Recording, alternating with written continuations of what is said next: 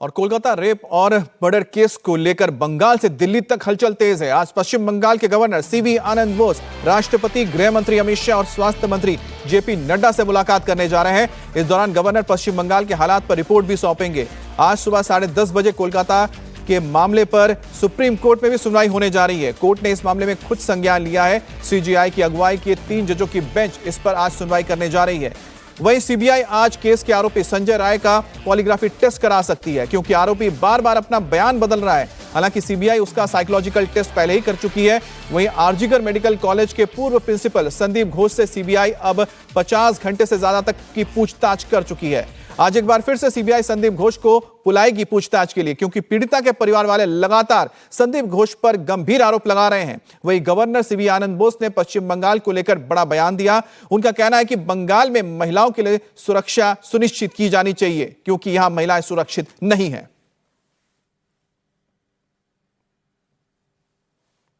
Bengal is not a place safe for women. Bengal has failed its women, not Bengal society. The present government of Bengal has failed the women folk. Bengal should again be brought back to its pristine glory, where women had their own respectable place in society. That has been lost. They are scared. They are scared of gundas. This has been created by a government which is insensitive to this issue.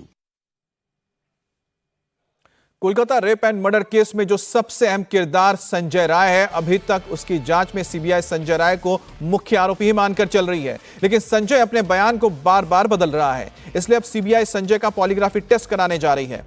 इसके लिए Calcutta high court ने आरोपी संजय राय के polygraphy test को मंजूरी दे दी है। Polygraphy test से CBI जानना चाहेगी कि रेप और मर्डर का आरोपी संजय राय क्या छिपा रहा है। कहीं वो जानबूझकर पूरा इल्जाम अकेले अपने ऊपर तो नहीं ले रहा? क्या वो किसी बड़े रसूखदार को बचाने की कोशिश कर रहा है? संजय राय से अब तक की पूछताछ में सीबीआई को लगा है कि वो कुछ छुपाने की कोशिश कर रहा है। यही कारण है कि अब उसका पॉलीग्राफी टेस्ट होगा। पॉलीग्राफी टेस्ट को लाई डिटेक्टर टेस्ट भी कहा जाता है। इस टेस्ट में प्रश्न पूछे जाने के बाद शख्स की शारीरिक प्रतिक्रियाओं को नापा जाता है।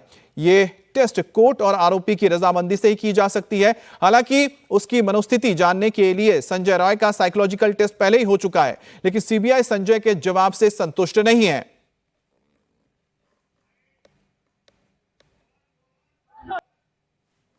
जो रेपिस्ट, असल जो रेपिस्ट है, उससे कोई ना कोई कारण से तृणमूल का ताल्लुक होता है, डायरेक्टली और इनडायरेक्टली।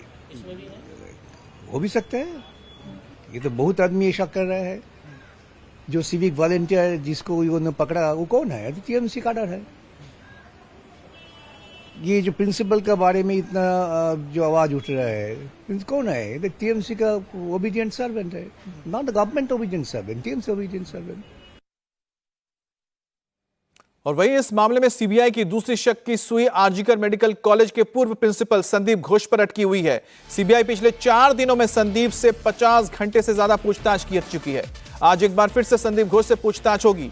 सूत्रों की माने तो संदीप घोष पर सबूतों को मिटाने का शक है। संदीप घोष के बयान के बाकी स्टाफ के बयान के साथ मेल भी कराए जाएंगे, जो अब मेल नहीं खा रहे हैं। उसके मोबाइल फोन से भी कुछ डेटा डिलीट किए गए हैं। अब संदीप घोष पर शक इसलिए भी गहरा रहा है क्योंकि लगातार परिवार सवाल उठा रहा है उसके काम पर। कोई रिजल्ट नहीं मिला है अभी तक। इसकी जो इंक्वायरी चल रहा है, इसका कोई रिजल्ट नहीं अभी तक मिला है। एकदम हम लोग का डिपार्टमेंट का कोई नहीं और कॉलेज का कोई हमारा साथ कोऑपरेट नहीं किया। पहले से तो हम ये बोल रहा है, यही तो दिक्कत है हम लोगों का। जो डिपार्टमेंट पूरा इसलिए इन्वॉल्व है इसमें। उधर 3 बॉडी पड़ा हुआ था, लेकिन उसका पहले ही हमारा लड़की का बॉडी जला दिया गया। सीएम अपने रास्ते में नाम उतार के जस्टिस मांगता है, फिर जो जनरल पब्लिक है उसने जब जस्टिस मांगता है उसको बंद करने के लिए कोशिश कर रहे हैं। क्या इसकी सब क्या बात है? हम लोग तो इसके लिए बहुत दुख आ गया। इसलिए गैंग रेप है कि नहीं, हम लोग को भी ये आवाज नहीं उठाया।